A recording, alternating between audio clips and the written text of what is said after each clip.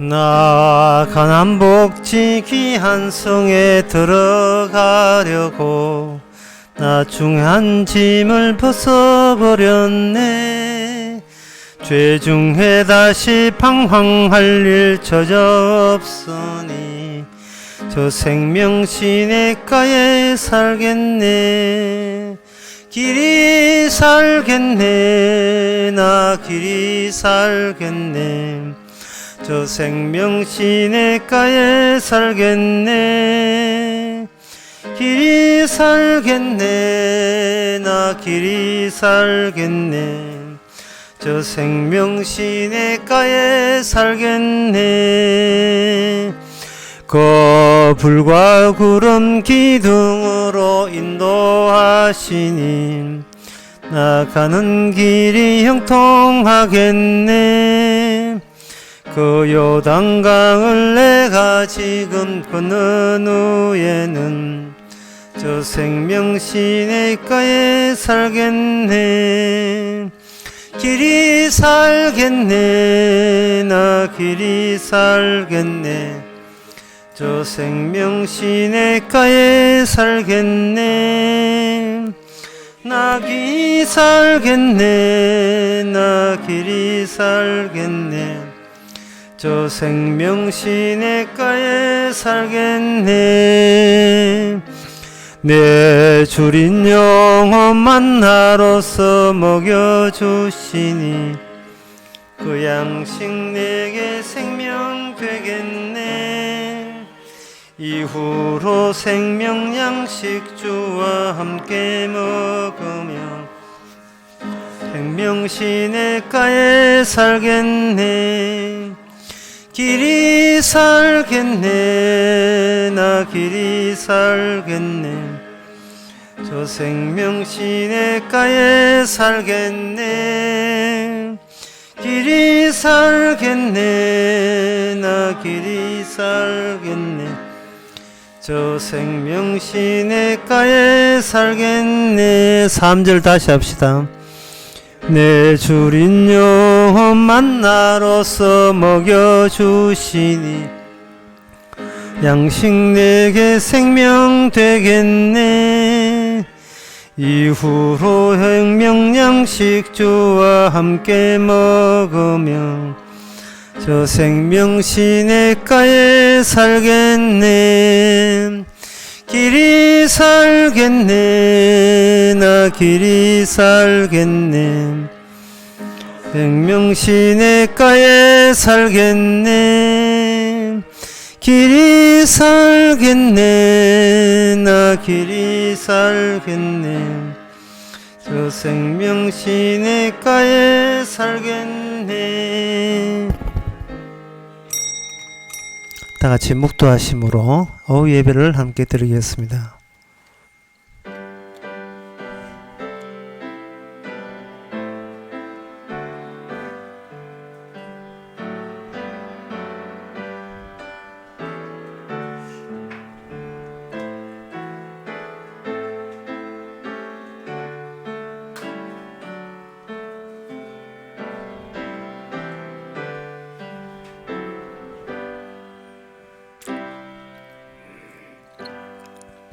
주 나의 하나님이여, 내가 전심으로 주를 찬송하고 영원토록 주의 이름에 영화를 돌리오니 이는 내게 향하신 주의 인자가 크사 내 영혼을 깊은 음부에서 건졌었음이라.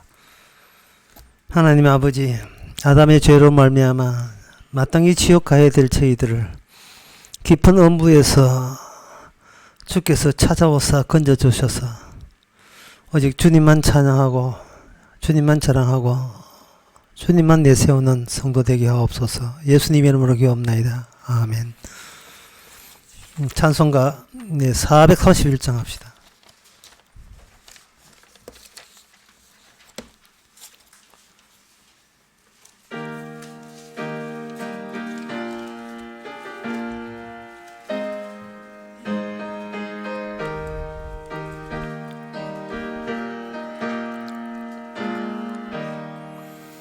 내 주여 뜻대로 능하시오. 하옵소서. 온몸과 영혼을 다 주께 드리니 이 세상 고락감 주 인도하시고 날 주관하셔서 뜻대로 하소서. 내 주여 뜻대로 행하시옵소서. 큰 근심 중에도 낙심께 마소서. 주님도 때로는 울기도 하셨네. 날 주관하셔서 뜻대로 하소서.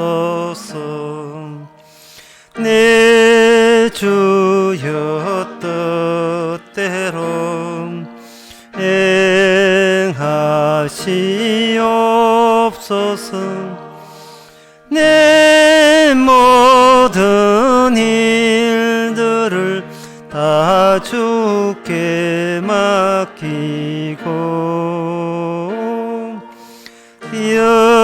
여천성 향하여 고요히 가리니 살든지 죽든지 뜻대로 하소서. 아멘. 이 시간 우리 한마음으로 기도합시다. 기도 제목은 스스로를 자꾸 조작하지 말도록 기도해야 됩니다. 사람은 결국 나를 선택하게 했는데 사실은 주님이 선택했는데 자꾸만 본인이 본인의 결정과 행위를 선택하고 결정하고 그것이 결국 스스로를 좋은 쪽으로 조작하는 경향이 있습니다.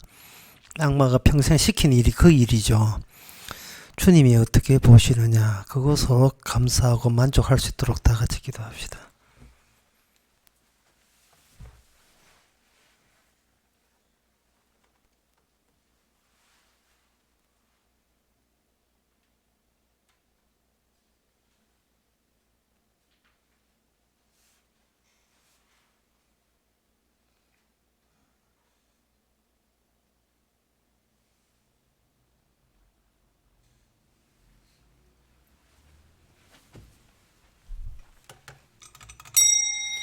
하나님의 아버지, 주님이 손댈 인생을 주제넘게 우리가 우리 자신을 손을 대고 있습니다.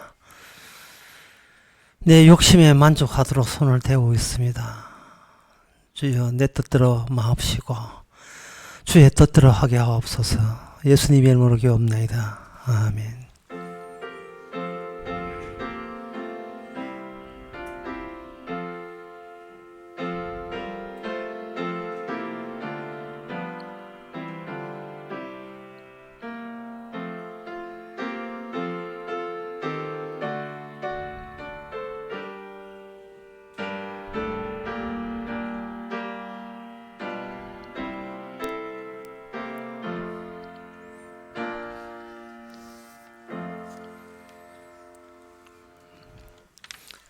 하나님 말씀 보겠습니다.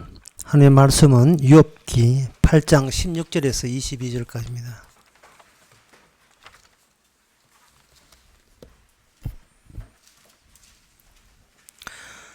구약성경 768페이지입니다. 식물이 일광을 받고 푸르러서 그 가지가 동산에 뻗어가며 그 뿌리가 돌무더기에 서리어서 돌 가운데로 들어갔을지라도 그곳에서 뽑히면 그 가지도 모르는 체하고 이르기를 내가 너를 보지 못하였다 하리니 그 길의 휘락은 이와 같고 그 후에 다른 것이 흙에서 나리라. 하나님은 순전한 사람을 버리지 아니하시고 악한 자를 붙들어 주지 아니하신즉 웃음으로 내 입에 즐거운 소리로 내 입술에 채우시리니 너를 미워하는 자는 부끄러움을 입을 것이라. 악인의 장막은 없어지리라. 아멘. 또 아멘 하기가 또 상당히 또 부담이 되는데요. 어떤 집단이 있는데 집단에서 하나님 안 믿으면 니 쫓겨난다, 그런 이야기거든요. 그걸 나무 뿌리 속에 있는 줄기로 그럴싸하게 비유하고 있습니다. 이 빌닷의 문제는 선악과적이죠. 악한 사람과 착한 사람을 구분하고 있다는 겁니다. 그러나 구약에는 악한 사람, 착한 사람이 구분되는 것처럼 보이지만 신약에 가면 악한 사람, 착한 사람 다 불구덩이에 들어갑니다. 예수님 빼놓고 모든 인간은 죄인입니다. 여기에 대해서 유대인들은 반발하겠죠. 아니다고, 착한 사람이 있을 수 있다고 하죠. 그때 로마서 3장에서 사도 바울이 한 이야기가 우리는 잊지 말아야 됩니다. 율법을 주신 것은 악한 사람을 더 악하게 하기 위해서 그렇게 한다는 거예요. 물론 율법이 더 죄를 더 짓게 한다는, 착한데 죄를 더 진다는 말이 아니고 본래 잠복되어 있던 악함의 경향성을 더욱더 크게 들추어낸다는 거예요. 그걸 가지고 무정상자가 확진자가 되는 거죠. 정상이 없다고 여겼는데 푹 치고 들어오니까, 선거에 딱 지니까 뭔가 확 올라오지요. 분명히 내가 평소에 어떤 관심사가 있다는 것은 이미 자기도 모르게 자기 나름대로의 영역을 따로 구축한 거예요. 자기 동그라미를 쳤다 보면 돼요. 바운다리를. 요거는 내 영역인데 이게 내 허락 없이 아무도 들어오지 마 하는 자기 영역들을 구축하고, 그 영역에서 빼꼼히 창문을 열고 바라보면 저 사람은 착한 사람, 저 사람은 악한 사람이라고 이렇게 판정을 내립니다. 그 판정을 내리는 자가 누구냐? 바로 본인이죠. 본인의 판정은 이유도 없이 무조건 옳으니까 그렇다고 생각하는 겁니다. 이게 바로 구약 성경에서의 인간이 보여주는 한계입니다. 근데 그 한계는 구약 성경의 여러 군데에서 그 한계점이 문제가 있고 이게 이동하고 흔들릴 수밖에 없다는 것을 여러 군데서 이야기합니다만은 제가 두 군데만 말씀드리겠습니다. 지금 제가 말씀드리는 것은 뭐냐 하면은, 인간이 생각하기를 여기서 여기까지는 악한 거고 이것은 선한 것이다라는 선악과의 기준에 의해서 경계선을 쳐놨는데, 그 경계선이 그게 자기 따나 그대로 멈춰져 있다고 생각하는 게 그게 오산이었습니다. 자기가 경계선이 있으면 경계선을 이렇게 이동해버리면 본인이 나는 옳다고 여겼는데 어느새 내가 악함 속에 포함되어 있다는 것이 경계선 이동으로 말미암아 새롭게 밝혀지는 거예요. 사사기 19장에 보면 전에도 이야기했지만 에브라임 산지에 그 레위 사람이 첩이 있는데 첩이 행음해서 자기의 그 본가로 갔어요. 처갓집으로 간 겁니다. 처갓집은 베들레헴이 있고 거기서 넉 달간 남편이 이제 자기 아내 찾으러 왔지요. 왔는데 넉 달간 보냈습니다. 그 다음에 나온 이야기에서 성경에서 왜 이것을 길게 이야기했는지 의아한스러운 대목이 나옵니다. 그것은 그 장인 어른이 그 사이 자기 딸 찾아와서 도로 기부하러 데려가겠다는 그 사이를 붙들고 3일만 있다가 가라. 그건 또 있으니까 하루만 더 있다가 가라. 또 하루만 더 있다가 가라. 그래서 5일째를 넉 달간 있었는데, 넉 달간 있으면서 내 아내가 당신 아내가 내 딸이 그랬겠는가 마음 달린다고 넉 달가 있었겠지요. 근데 넉 달 있었는데 또 3일 있다. 또 그 다음에 갈라 하니까 또 하루 더, 또 하루 더. 계속해서 5일째까지 붙들었어요. 붙드는데 왜 이 붙드는 이야기가 왜 그래 나오냐 하면은, 그 장인 어른의 입장에서는 뭐냐 하면은 본인 생각에 지금 떠나는 것이 옳지 않다고 여기고 사이를 붙드는 겁니다. 근데 사이는 너무 오래 있었다고 붙드는 거예요.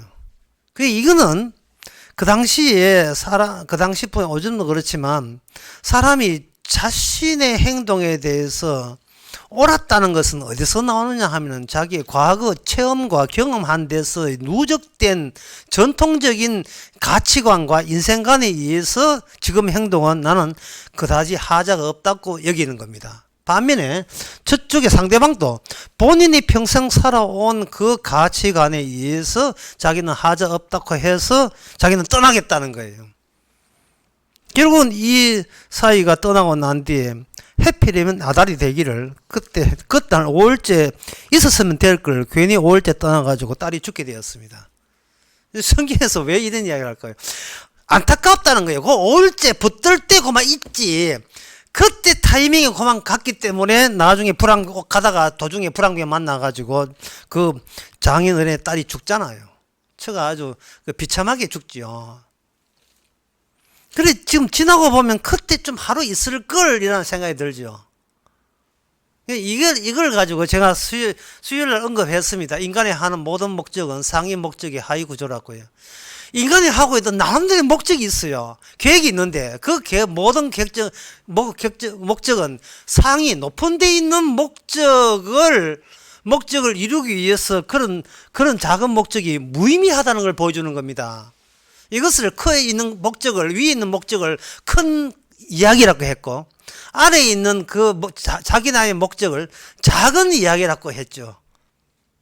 우리는 어디에 꽂혀 있느냐 하면 작은 이야기만 꽂혀 있어요. 나의 이야기만 꽂혀 있다. 나의 이야기만. 근데 큰 이야기는, 자기 일이 있으니까 큰 이야기는 관심이 없어요. 그러면 작은 이야기는 도대체 왜 그렇게 작은 이야기를 고집 부르느냐?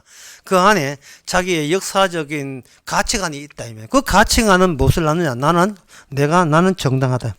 나는 옳게 행동하고 있다. 그것을 우악스럽게 계속 고집하고 있는 겁니다. 이러한 사사기 지내보면 그때 하루쯤 있었으면 아무 일 없을 걸 하루 지내가지고 딱 당하는 타이밍이 되었다고 한다면, 이 비슷한 이야기가 요나의 4장에 나옵니다. 요나 4장 6절에서 8절에 보게 되면 요나가 하나님의 지시를 받아서 니느웨에 와서 복음을 하나님의 말씀을 전하는데, 그 말씀이란 딴 게 아니고 40일 지나면 너희들 망한다는 이야기입니다. 너희들 멸망한다는 이야기를 하고 자기는 팔짱 끼고 언제 멸망하는 그 멋들어진 하이라이트를 보기 위해서 산에 올라갔는데, 이상하게 그 멸망 날짜가 지났는데 멸망을 안 되고 있어요. 여기서 요나가 이제 삐졌습니다. 이렇게 요나가 삐졌다는 말은 요나 자신의 결정과 판단은 옳다고 여긴 거죠. 그 옳다는 것이 뭐냐면 자기 경계선이 따로 있고, 그 경계선에서 하나님의 지시를 받고 있으니까 이것만큼은 누가 뭐래도 자기는 옳은 판정을 하고 있다. 다시 말해 하나님의 지시대로 했기 때문에 나는 문제 없다. 그런 생각을 했습니다. 그런데 하나님께서는 욥하고 분명히 멸망한다고 했는데 나중에 보면 멸망을 안 했어요.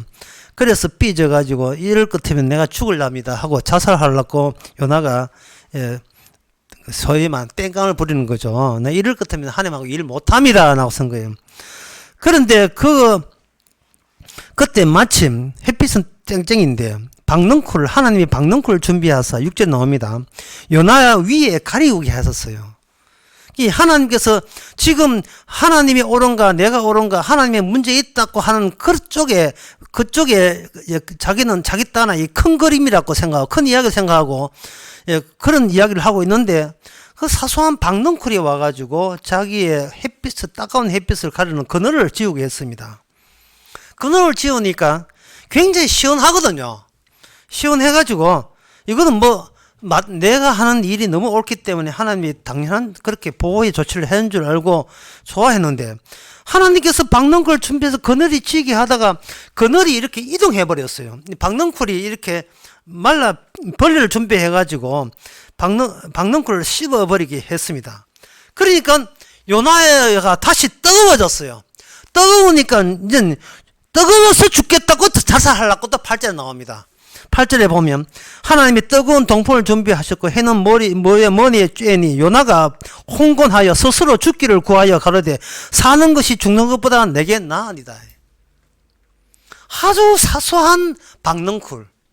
이 사소한 것은 이거는 작은 이야기가 아니고 오히려 사소한 것이 큰 이야기라는 사실을 본인은 왜 몰랐을까? 요나는 그걸 왜 몰랐을까요? 이유는 딱 한 가지입니다. 내가 하는 모든 것은 정당하다. 나는 하작 얻기에 지금도 목숨 부지하고 있는 것이다. 내가 잘못이 없기 때문에 생명은 이어지는 것이다. 그렇게 본 거예요. 그러나 내가 갖고 있는 어떤 재산이나 목숨은 결코 하나님의 열매가 아닙니다.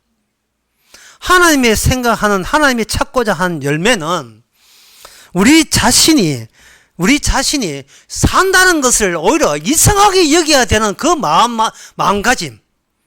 욕심 없는 마음이에요. 욕심이 잉태하여 죄를 낳거든요. 뭔가 보호해주니까 지가 잘나서 보호해준 줄 알고, 살려주니까 지가 잘나서 살려준 줄 알고 있습니다. 바로 이 사실은 오늘 본문에서 유업도 모르고, 그리고 여기 빌닷은 물론 몰라요. 서로 지금 옳다고 지금 자기 주장을 내세우고 있는 중입니다. 오늘 본문을 한번 봅시다. 본문 보게 되게 되면 그 빌닷이 뭐라고 이야기를 하냐면 이렇게 이야기해요. 끝에 장막줄을 그에게 뽑지 아니하겠느냐. 그들이 죽나니 지혜가 없느니라. 하나님 앞에서 죄를 지은 악한 자는 하나님께서 결국 어떤 조치를 하느냐면 그의 처소, 장막줄을 뽑아 그의 처소를, 그의 거처를 없애버리는 것으로 하나님이 현재 살아있다는 것을 스스로 입증한다는 겁니다. 살아있다는 것을 하나님 스스로 증명한다는 거예요. 하나님께서 뭔가 행동할 때는 악한 자에게는 벌을 제대로 내리고 선한 자에게는 제대로 복을 주시면서 하나님이 제대로 살아있다는 것을 증명한다고 빌닷이 이야기합니다. 이게 빌닷이 본인 이야기 아닐까요? 빌닷이 선악과를 따먹어서 벗어나지 못하고 그렇게 주장하는 본인은 하자 없다고 그렇게 우기고 싶어서 그런 이야기를 지금 고난받고 있는 욥에게 강요하고 있는 게 아닐까요? 내 보기는 그렇게 보입니다. 제가 보기에 빌닷은 자기는 거처가 있고 지금 욥은 행편없게 되기 때문에 내가 니보다 낫다는 것을 우기는데 그냥 우기면 안 되니까 하나님의 선과 악인에 대한 조치를 가지고 그렇게 이야기하고 있습니다. 자, 여기에 대한 해답이 제시되어야 되는데요. 그러면 해답은 어디서 왔는가? 늘 욥 설계할 때 해답은 어디서 준비되어 있는가? 바로 이스라엘 역사 속에서 준비되어 있습니다.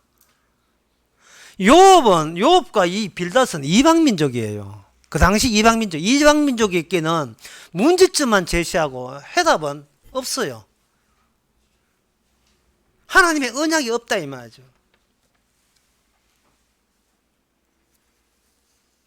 하나님의 언약이라는 것은 하나님의 언약을 타고 하나님이 내려오시는 것을 의미합니다. 언약만 주고 내몰라라가 아니라 하나님의 언약을 던져진 그 언약의 성취자가 인간이 아니고 하나님 본인이 성취하기 위해서 하나님께서 그 언약을 내주신 거예요. 그 언약에 대해서 인간이 손 지키려고 하면 떼지 하는 거예요. 손을 떼는 겁니다. 오늘 우리가 말씀 지키려고 하면 우리의 손을 떼는 거예요. 여러분들의 신앙생활을 평생 했다면 여러분 꼭 이 점을 잊지 말아야 돼요. 하나님의 일은 반드시 어떻게 나타나느냐? 제가 하지 않았습니다는 식으로 나타나게 되어 있어요. 제가 하지 않았다는 말은 제가 여기 있을 이유가 없는데 말씀은 하나님이 직접 이루었다는 것을 증거 입증하기 위해서 제가 아직도 여기 살아 있습니다. 그런 식으로 우리가 살아있는 거예요. 신종 코로나가 사람 보고 뛰어들지 않거든요. 신종 코로나 주신 분이 하나님이다. 그러면 하나님께서 착한 사람, 나쁜 사람 걸러내서 나쁜 사람은 걸려라, 착한 사람은 안 걸려라. 이런 식으로 신종 코로나가 오지 않습니다. 신종 코로나는 껍데기예요. 안에 RNA 들어있습니다. 이건 아무것도 없어. 인간의 의지도, 신종 코로나 보고, 이놈! 간다고, 엄마야! 이런 거 없어요. 그냥 기계입니다. 그냥 기계. 예. 단백질 덩어리죠. 하나의 기계예요. 에너지 장이 언제 움직이는 거예요.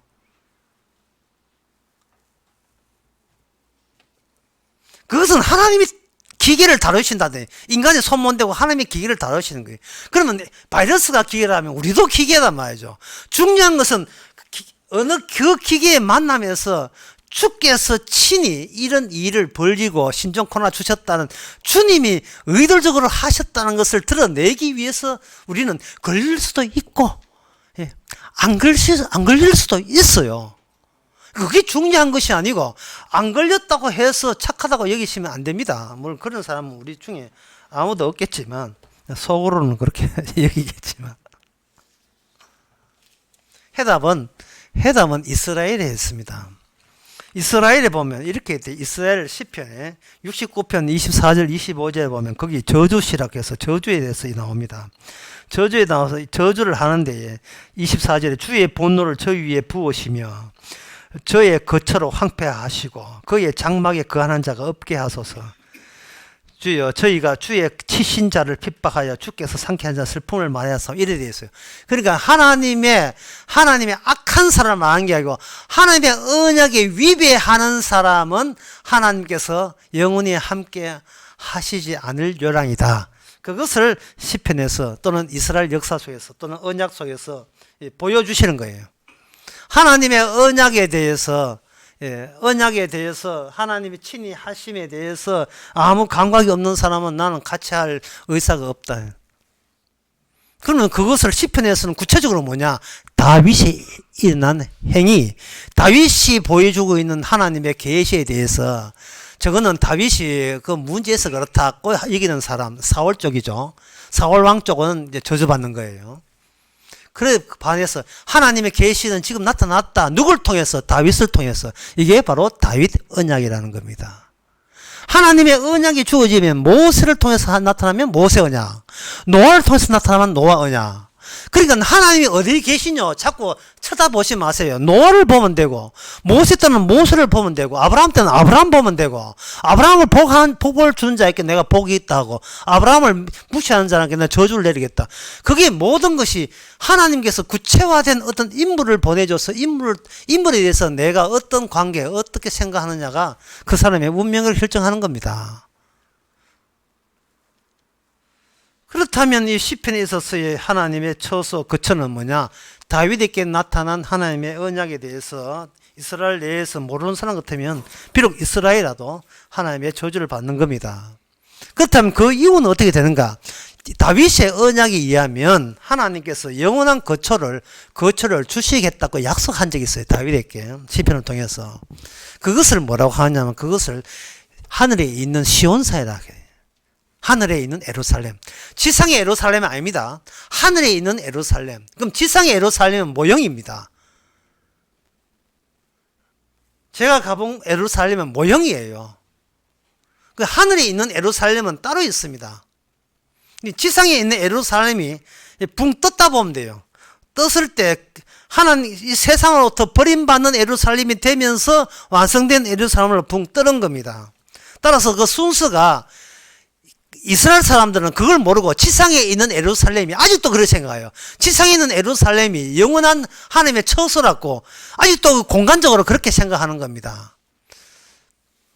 그러나 골로새서에 보면, 골로새서나 빌립보서에서 보면 땅에 있는 것은 우리의 고향이 아니고 우리의 시민권은 땅에 있지 않고 하늘에 있고 우리의 생명도 땅에 있지 않고 하늘에 있다 했습니다. 그 땅에서 신종 코로나 해서 죽는 자에 포함되더라도 그 사람의 생명은 요지부동 변함이 없어요. 왜? 우리의 생명은 신종 코로나가 침범하지 못한 장소에 거의 이미 거기에 도달되어 있습니다. 쉽게 말해서 우리의 뼈가루가 하늘나라 그 안에 그게 안치되어 있어요. 물론 공동묘지는 아니지만 이미 거기에 안심하소서 그 말이에요. 지금 하늘나라에 이미 생명이 있기 때문에 지상에서 어떤 수치나 수모를 당하더라도 거기에 그다지 신경 쓸 필요가 없다 이 말이죠. 그런데 이스라엘 사람들은 그걸 몰랐어요. 에레미야 예가 2장 20절에 보면 여호와여 감찰하소서 누게 이같이 행하셨는고 그 여인들이 어찌 자기 열매 손에 받은 아이를 먹어 사오며, 여기 에레미야 예가 20절에 보면 제사장들과 서기자들 어찌 주의 성소에서 살육을 당하나 이래 됐어요. 예루살렘 성전이 유일한 성전이라고 철저히 믿었는데 이게 어떻게 바벨론 그 집단에 와가지고 완전히 어린애까지 방금 한 애까지 다 죽여버리고 살육해버리고 다 죽여버리니까 믿는 구성은 이 예루살렘 이거 하나만 붙들고 있었는데 그게 완전 불바다 된 거예요. 그래서 에레미야가 슬퍼하면서 이거 착살나면 안 되는데 라고 한 거예요. 그게 아무리 다윗이 우리의 시온 처소가 하늘에 있다 해도 계속 그 당시에 사람들은 믿는 구성은 역사적으로 어떤 특정 지역 공간에 있는 것이 옳다고 생각하는 겁니다. 마치 큰 교회 지으려고 돈을 많이 그걸 투자를 했는데 그 교회가 만약에 누전돼 가지고 불이 났다. 아이고 우리 교회 다 타네 하는데 그 우리 교회가 여기 있는 게 아니고 대구 지은데요. 저 위에 우리 교회가 있어요. 그 지상에 있는 불타도 불타도 괜찮아요. 뭐 괜찮다는 말은 뭐 보험 들어놓으면 괜찮겠지만 그 구원하고 아무 상관 없습니다. 그런 느긋함이 있어야 돼요. 이런 이야기를 하면 이제 돈을 몇 푼 내지도 않는 사람은 막 신이 났어. 신이 났는데 3대 때 4대째 믿는 가정 돼가지고 돈을 거기다가 내한테 돌아올 유산을 아버지가 교회 부흥사한테 쏘아가지고 그 예배당 다 바쳐 넣어버리면 그 예배당 하나 이렇게 하게 되면 난리도 아니에요. 우리 아버지 돈 바치고 우리 아버지 돈 바치고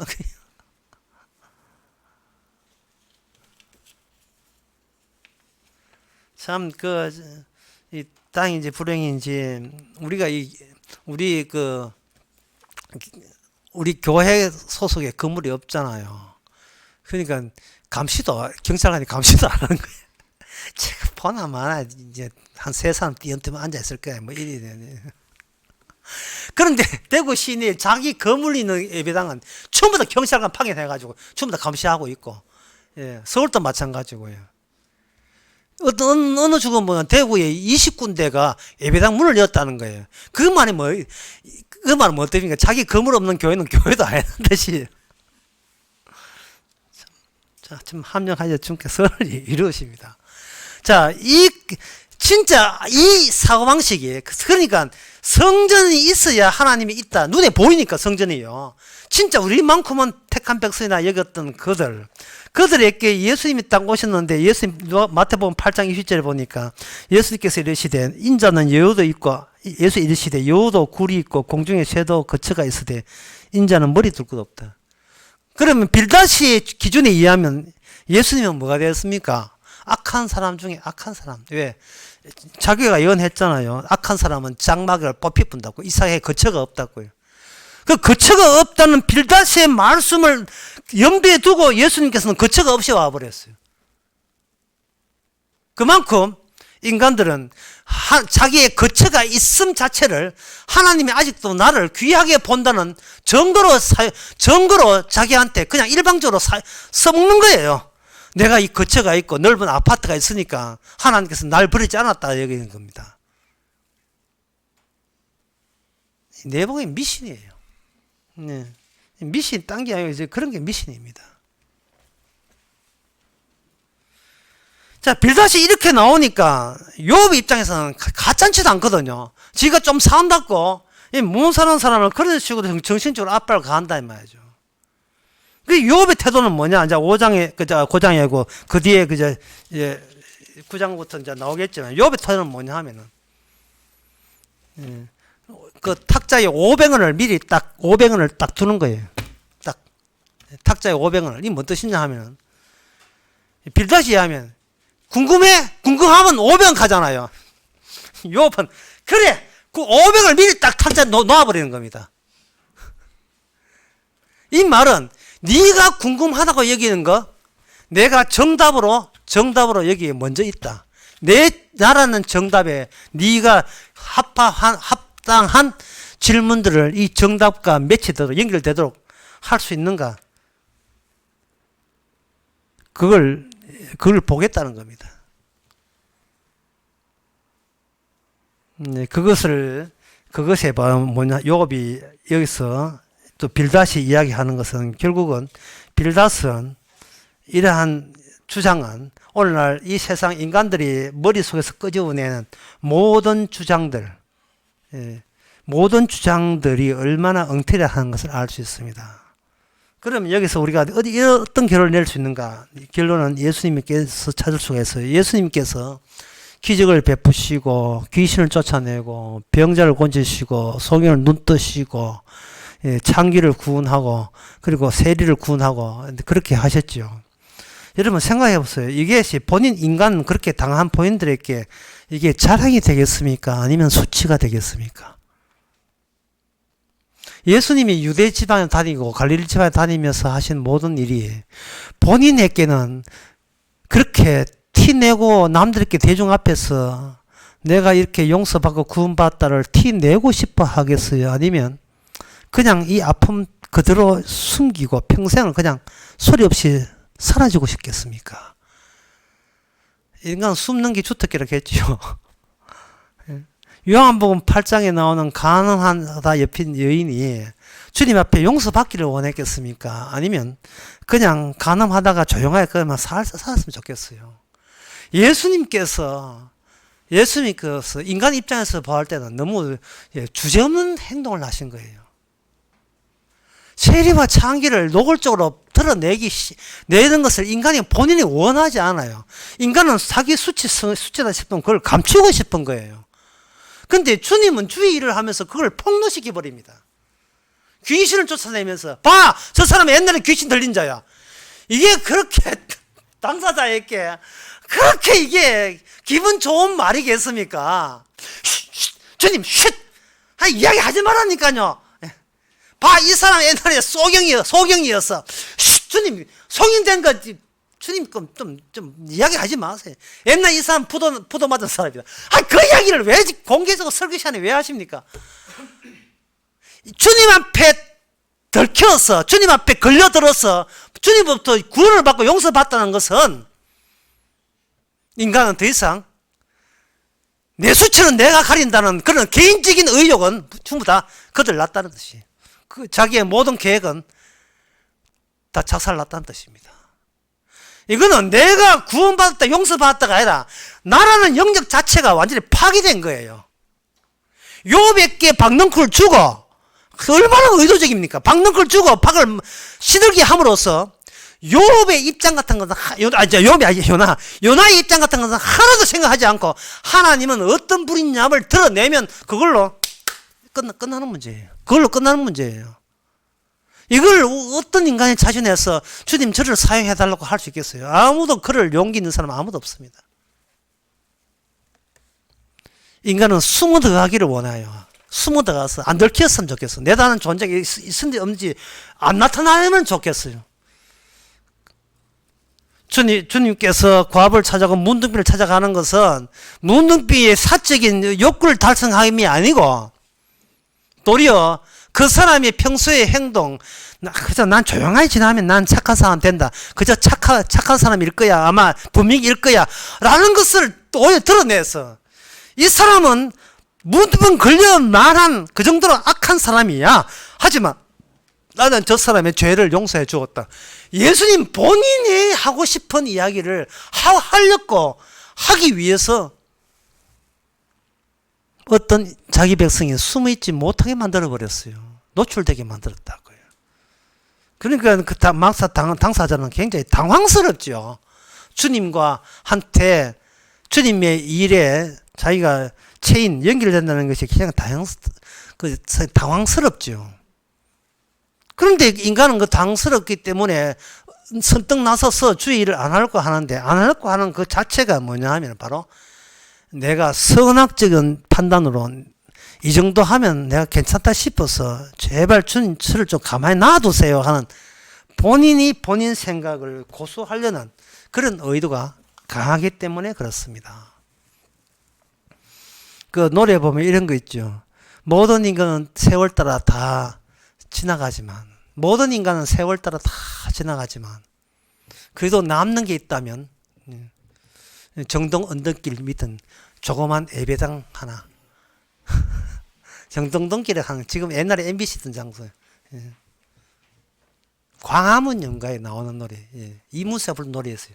세월 따라 다 지나가지만 내가 지나가다 좋은데 남는 거 하나 있으면 좋겠다. 눈 덮인 조그만 예배당, 정동길 언덕에 있는 예배당 하나 있으면 나는 그거 있으면 나는 뭐 죽어도 여한이 없다. 세상은 원래 그렇게 허무하고 사라지니까 이런 뜻 같아요. 그 작사한 사람이. 주님 그걸 그대로 적용시켜 버리면 바로 우리는 사라져도 괜찮아요. 그러나 그냥 눈앞에 예배당 나와 있으면 안 되고요. 우리가 예수 그리스도가 나를 이렇게 사용했다는 흔적은 영원히 남아 있어야 됩니다. 욥은 그걸 모르고 있어요. 아직도. 네가 잘났나 내가 잘났나 아주 그 관계 있습니다. 어쩌면 오늘 우리 모습을 구약 때부터 욥과 빌닷을 통해서 보여주고 있는 그런 사실이라고 우리가 받아들이면 되겠습니다. 기도하겠습니다. 하나님 아버지, 숨어 기도할 것이 아니라 하나님 앞에 정말 뽑혀 나왔을 때는 내 자존심 높이고 내 자랑하고 싶은 거 자랑하라가 아니라 오히려 감추고 싶은 것을 노출시켜서 주의 살아계심을 증거하라고 저희들을 택하여 주신 줄 믿습니다. 욥처럼 어떤 고통이 있다 할지라도 주님만 생각할 수 있는 저희들 되게 하옵소서. 예수님의 이름으로 기도합나이다. 아멘. 찬송가 422장 합시다.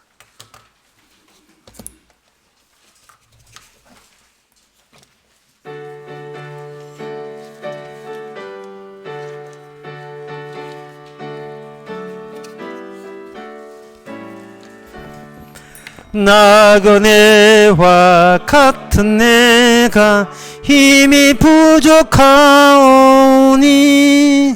전능하신 나의 주여 내 손 잡아 가소서. 하늘 양식 내게 먹여주소서. 하늘 양식 내게 먹여주소서. 수정 같은 생명수로 항상 되어 주시고 불과 구름 기둥으로 갈 길 인도하소서. 나의 주여 힘과 방패 되소서. 나의 주여 힘과 방패 되소서. 요단강을 건널 때에 겁이 없게 하시고 저기 배는 가나안 땅 편히 닿게 하소서. 나의 주께 항상 찬송 드리니 나의 주께 항상 찬송 드리니 아멘. 기도합시다. 지금은 우리 주 예수 그리스도의 은혜와 하나님의 거진 사랑과 성령의 충만하심이 이미 우리의 생명이 이 땅에서 이사했다는 사실을 반갑게 맞아들이는 모든 성도에게 함께 있을지어다. 아멘.